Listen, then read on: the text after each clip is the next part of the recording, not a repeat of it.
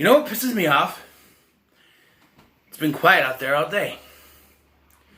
Minute I decide I'm serious. I am serious. I'm watching this movie. It's been quiet outside all day. Watch this movie, fine. Movie gets over with. I'm like, okay, time to do a review. And I said this out loud. Okay, time to do a review. As soon as I said that, outside I hear, I'm like, are you serious? You've been quiet all fucking day, and now that I'm ready to record a review, you're gonna make fucking noise. Bull fucking shit. They have it out for me! Anyway, away from that, let's talk about American Reunion. So, it came out in 2012, and, well, I did enjoy it. Because it brought back, see, when they announced this, I was like, okay, so how are they going to do it? I did not realize they were actually going to bring back everybody. Like, everybody, really, almost. I was just like, because, you know, Oz, most of, like, half the characters weren't even in the third one. Which I always thought was weird that Oz didn't go to Jim's wedding. But who knows? And I briefly mentioned this in my American Wedding review, but this movie undoes some development in Stifler. Where by the end of the third film, he had learned a lesson and learned to be a better person, and now it's like opposite. Because when this movie starts, he's being bullied by someone smaller than him, his boss at his job. And he's still trying to be the Stiffmeister, even though those days are gone. And he's still trying to be his dickish self, because that's what people see him as. So, but it just doesn't make sense why all of a sudden he's back to being like, I know he wouldn't be total, but, and, you know, he comes to the realization that everybody hated him. And that's something we found out in Band Camp. Speaking of Band Camp, there's an inconsistency in this film. In Band Camp, Jim's dad says he had to take over for Michelle's macro because she was pregnant. But the kid in this film was only 2 years old.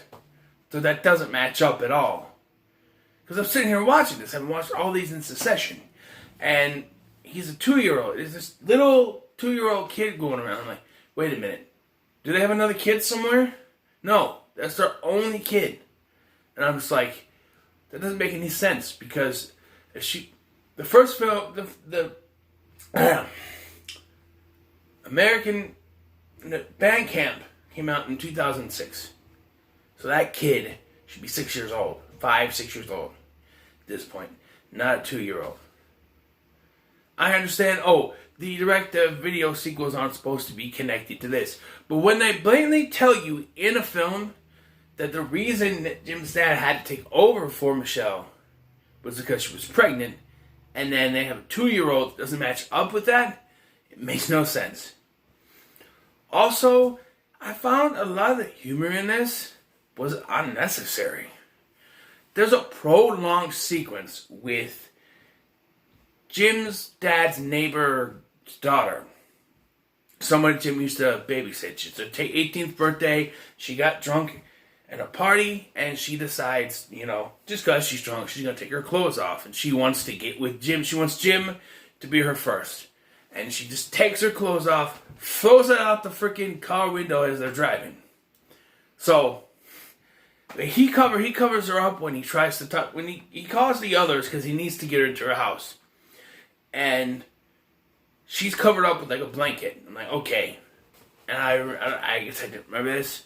But that he has the three of them distract the parents while, which we'll get to that because it doesn't make sense why they're in there for so long.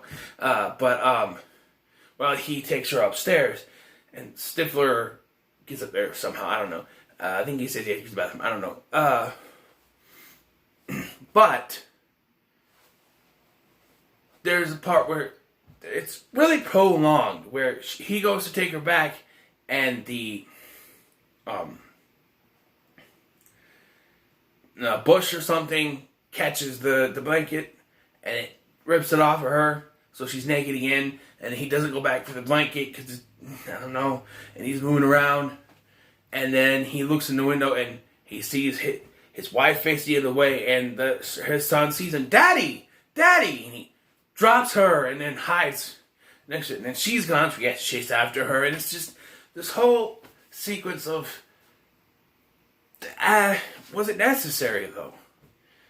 I found the whole subplot, like, they do a cheating subplot with every character in this film but Stifler and Finch, who gets arrested because he stole his boss's motorcycle. I don't know.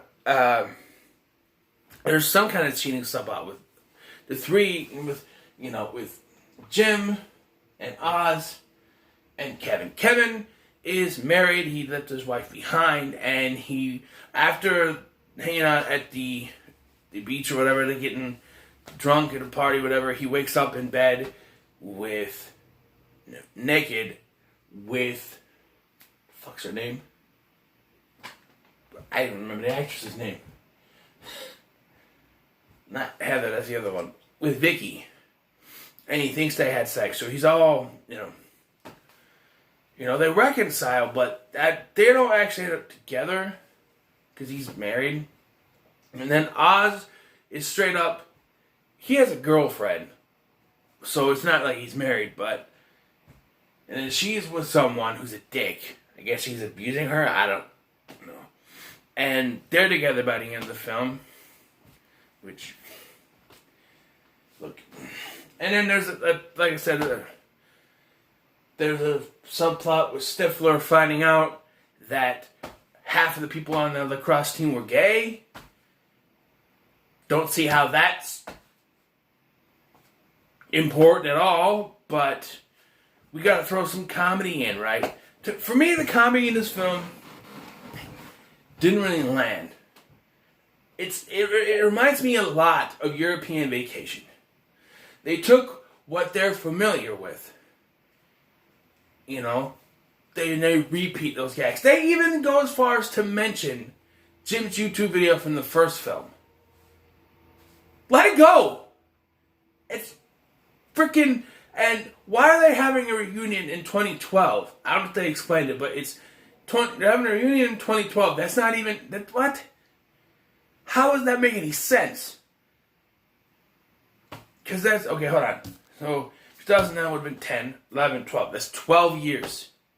No. 10. Hold on. 10. 10. Okay. So, 2009 would have been 10 years. 2010 would have been 11. Then 12, that's 13. Why are they having one now? Did they explain it? I don't know. And now I have a subplot where the MILF guy, played by John Cho, who's now credited in the credits because he's a big star by this point, and he has a horrible mustache, by the way. At the end, he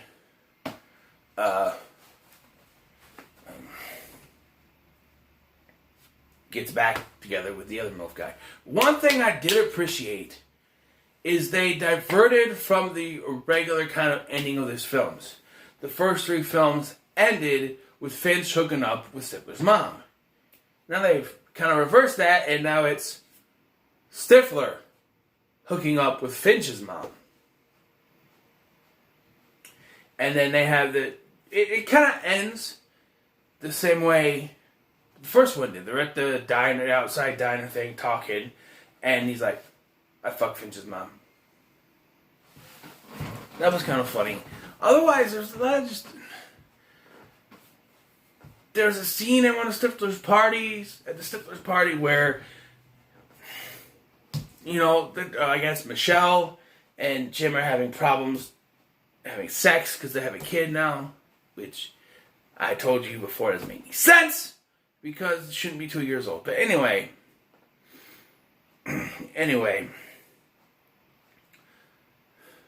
So she says, here, put this on. It's some kind of weird kinky outfit that he puts on, and then the neighbor girl shows up and immediately hits on him, Then her boyfriend shows up, and then there's a fight outside. Finch gets arrested, and all of a sudden she's mad at Jim for something he didn't even do.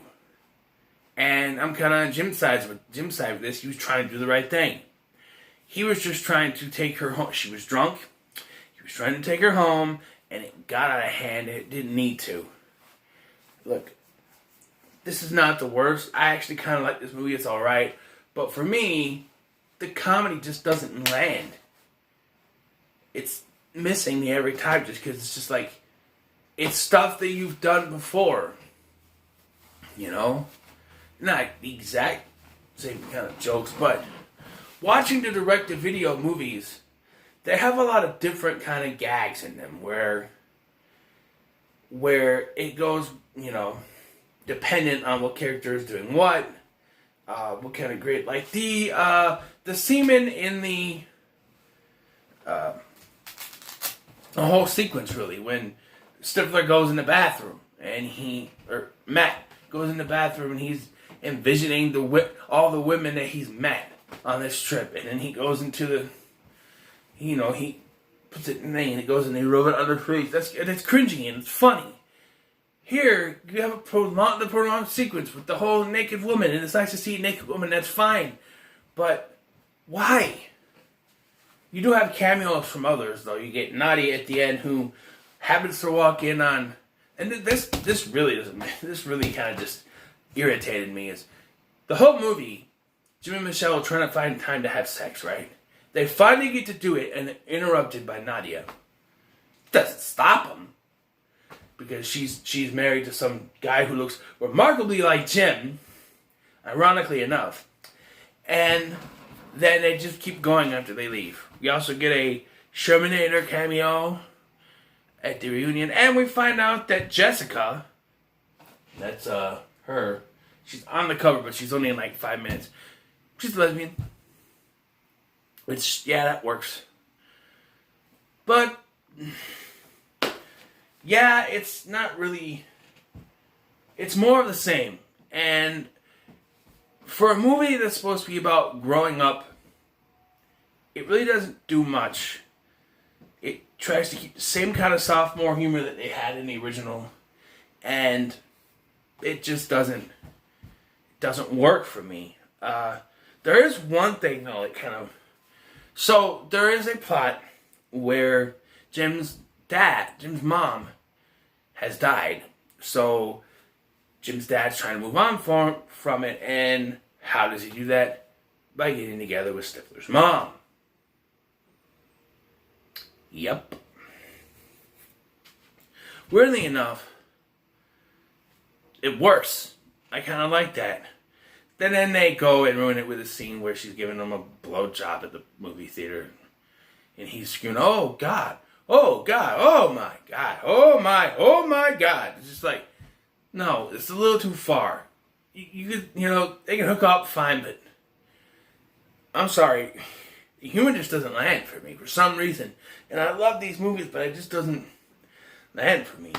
I'm gonna have to give it a 5 because it's enjoyable at least, but for me the humor just doesn't work for some reason. I don't know. Maybe I'm growing up. I enjoy the other ones though. I don't know. But a 5 it is. And yeah, so what are your thoughts on American Reunion? Let me know in the comments below. Like, share, and subscribe. Thank you for watching. I've been Scotty. I'll see you in the next one.